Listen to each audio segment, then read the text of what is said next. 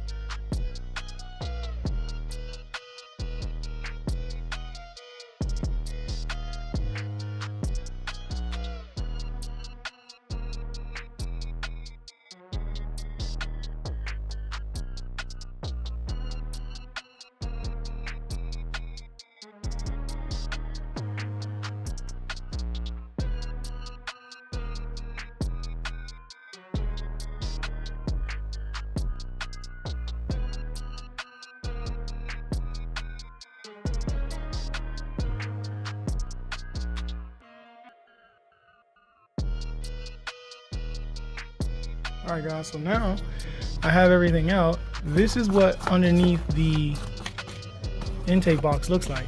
So the main focus that I'm focusing on right now is to disconnect the paravalve sensor, which is this one. I'm no longer gonna ever use. I'm gonna tuck this away, or tuck it out of the way.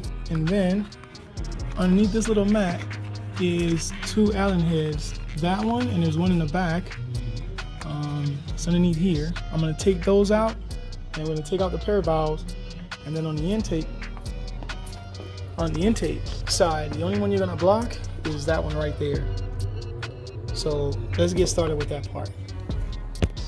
Okay, so now that I've gotten the bolts on this one out, this comes right up, and that's what's underneath. All right, so I got both of the bolts out. Now the whole paravalve system comes right up like that. And now I could just take these out of here. So let me just pop this off real quick so I can keep that cover and then go from there. I must say, taking out all of this,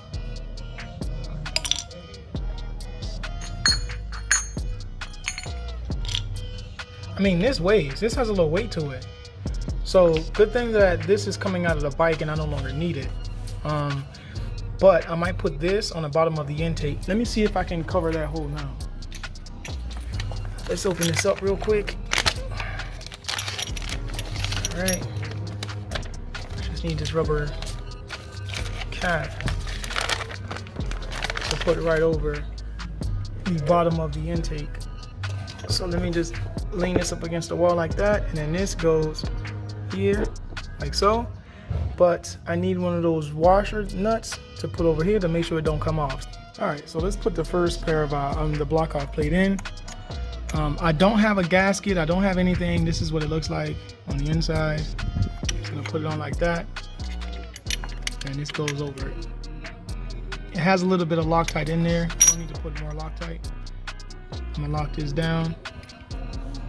Okay, so let's do the next one.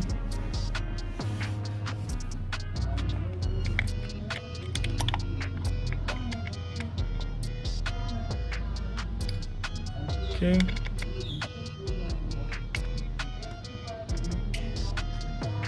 All right, I'm gonna torque these down. I'm sorry, the block off plate's installed. I can close this all back up. And this is basically just a heat shield to keep all the engine heat off of the intake box. This I no longer need, so I'm gonna tuck this guy away like that. This is the sensor for the intake box, which I actually need. All right, so then this will stay like that. All right, so let me put the bottom back on. I did put the block on with a little bit of glue. I actually used blue Loctite, to be honest with you. That's gonna work just fine. All right, so now I can put this part back on the bike. I have to adjust these into the right place, so let me take my time. All right, guys, so I got the pair valve installed and still no check engine light. So now what I'm gonna do is I'm gonna gear up. I'm gonna go for a quick ride.